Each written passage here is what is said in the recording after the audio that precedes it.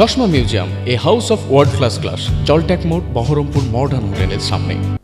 হরিহরপাড়া থানা এলাকায় রকুনপুর মামদপুরে এক মহিলার ঝুলন্ত মৃতদেহ উদ্ধার ঘিরে ব্যাপক চাঞ্চল্য ছড়ালো বুধবার দুপুরে। বছর 48-এর মৃতার নাম নীলিমাহর। পরিবার সূত্রে জানা গিয়েছে, প্রায় 6 মাস আগে কাশিমবাজার এলাকায় জামাইয়ের বাড়ি থেকে তাকে তাড়িয়ে দেওয়া হয়। এরপর থেকেই তিনি বাবার বাড়ি রকুনপুর মামদপুরে বসবাস করছিলেন তার মায়ের সঙ্গে।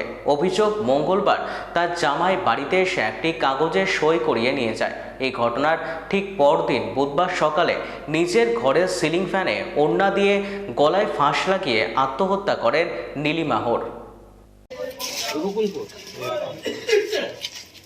মায়ের বাড়িতে এত দুঃখ হলো কি করে? নাই, স্বামী মারা গেছে বছর আসছে।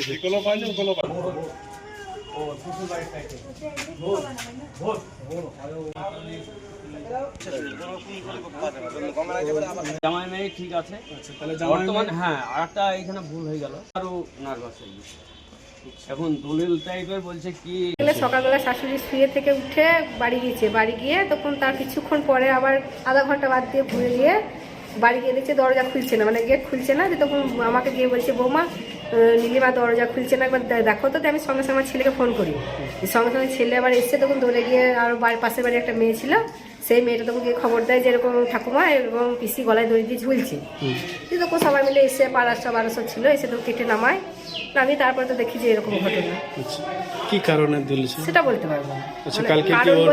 কারণ বলতে গেলে আপনার কালকে দুপুর টাইমে ওর জামাই এসেছিল আমাদের বাড়ি। প্রথমে গেল গিয়ে তখন আমার হাজবেন্ডকে বললো যে এরকম আপনার বোনকে ডেকে দিন তো।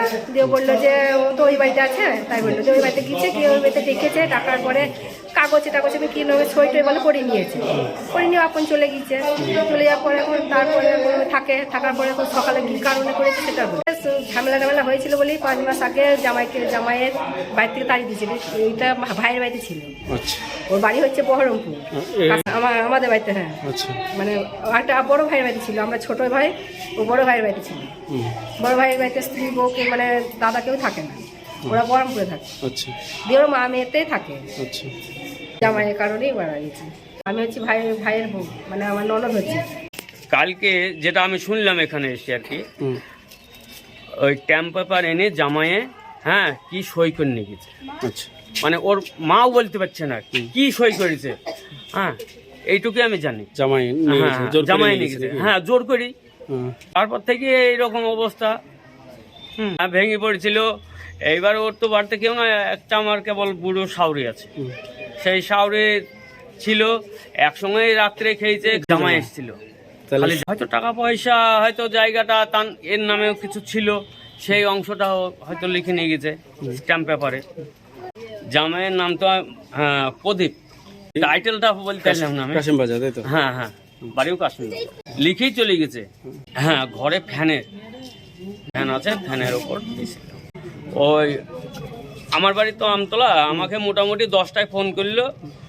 আমার শালার ছেলে বললো এরকম পিসি মারা গেছে গলায় দড়িতে, তুমি চলে এসো তাড়াতাড়ি। আমি এই অবস্থায় চলে এসেছি। তার মানে 9টার দিকে দিয়েছে গলায় দড়িটা। বাড়িতে ও আর ওর মা, বয়স্ক মা।